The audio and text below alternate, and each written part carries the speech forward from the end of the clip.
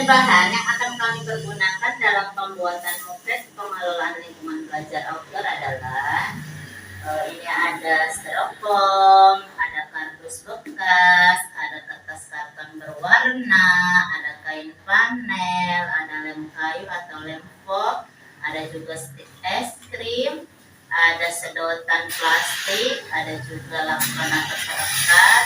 Ini juga ada plastik sebagai perekat. Ini ada lem tembak dan gunting untuk memotong. Inilah alat-alat dan bahan yang akan kami gunakan.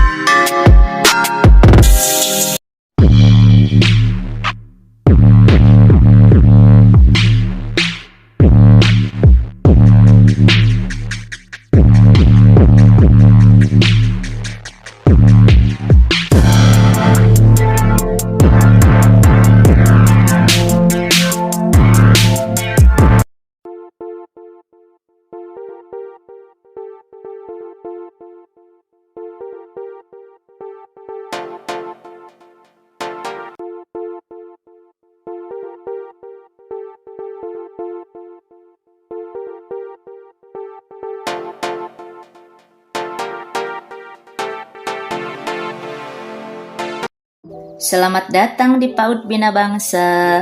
Mengapa kami memberi nama Bina Bangsa? Karena kami termotivasi dengan nama besar Bina Bangsa. Sedikit mengutip kata-kata dari Pak dosen. Gak apa-apa kan Pak? Kami dari kelompok 3 yang saat ini sedang menuntut ilmu di Universitas Bina Bangsa mempunyai harapan dan impian yang besar agar kami mampu meraih kesuksesan seperti nama besar Bina Bangsa yang tentunya disertai dengan iman dan takwa serta akhlak yang mulia. Inilah alasan kami untuk memberi nama PAUD Bina Bangsa. Dalam pembuatan maket pengelolaan lingkungan belajar outdoor atau di luar kelas bertujuan untuk membuat anak merasa nyaman dan senang ketika kegiatan pembelajaran di luar kelas. Karena pendidikan di usia dini memang pada dasarnya adalah belajar sambil bermain dan bermain sambil belajar.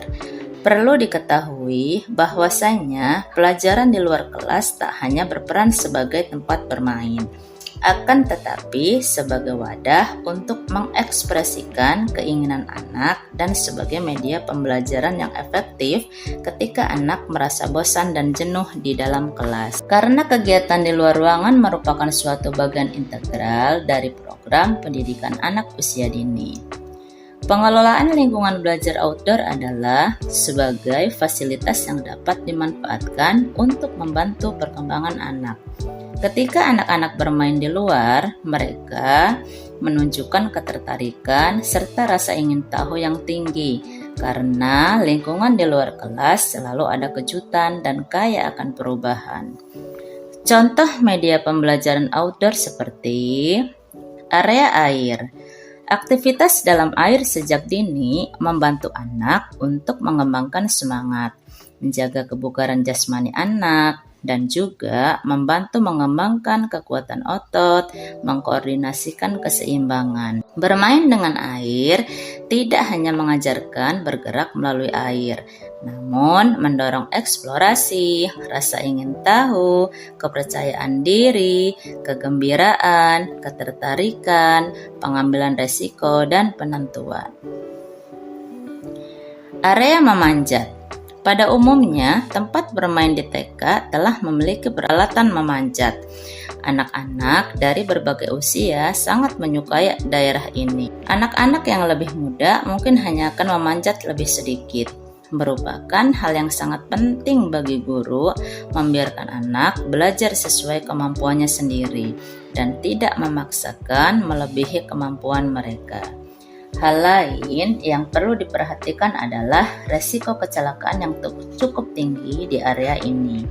Untuk mengantisipasi masalah tersebut, tersebut dapat dilapisi dengan bahan-bahan yang terbuat dari busa atau kardus tebal, serta menambahkan area memanjat di wilayah yang mempunyai tanah yang lembut. Area bebas. Di area ini, anak bebas bermain, bebas melakukan bermain apapun dengan tujuan untuk menstimulasi motorik anak.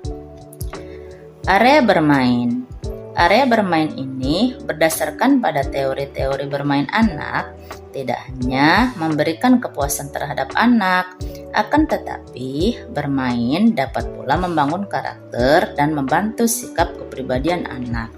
Bermain juga merupakan kebutuhan bagi anak, karena melalui bermain, anak akan memperoleh pengetahuan yang dapat mengembangkan kemampuan dirinya. Area berkebun. Bagaimana tumbuhan bisa tumbuh dan berkembang adalah suatu hal yang menarik bagi anak. Tetapi melihat langsung di luar ruangan merupakan pengalaman lain baginya yang dapat ditemukan di area bermain outdoor. Area berkebun ini bertujuan untuk menstimulasi agar anak dapat mencintai alam dan dapat bereksplorasi melalui menanam biji-bijian, mencangkul, dan menyiram. Ada dua alasan penting mengapa permainan outdoor diperuntukkan bagi anak usia dini. Yang pertama yaitu banyak kemampuan anak yang harus dikembangkan dan didapatkan oleh anak, karena setiap anak selalu menghadapi masa perkembangan setiap harinya. Maka dari itu, perlunya wadah untuk memperlancar proses perkembangan anak dengan cepat. Yang kedua, kebiasaan orang tua menjauhkan area bermain dari anak-anak karena alasan berbagai faktor, seperti lingkungan tidak nyaman. Untuk itu, banyak orang tua yang memberikan tontonan atau bermain gadget pada anak. Padahal, bermain langsung dengan lingkungan sangat berpengaruh besar pada anak, karena anak dapat memahami dan beradaptasi langsung dengan alam. Banyak manfaat yang bisa diambil dari bermain outdoor, seperti anak akan terkena sinar matahari langsung, dan itu akan meningkatkan kekebalan tubuh, mengoptimalkan pertumbuhan saraf anak, terus mengembangkan kemampuan berimajinasi, bersentuhan dengan media langsung, mampu mengatasi masalah, peka terhadap lingkungan, mengembangkan kecakapan sosial, serta meningkatkan hasrat belajar anak. Tentunya itu semua harus selalu dalam pengawasan guru ketika di sekolah dan pengawasan orang tua ketika di rumah. Keamanan lingkungan serta kebersihan lingkungan juga merupakan faktor pendukung dalam pembelajaran outdoor.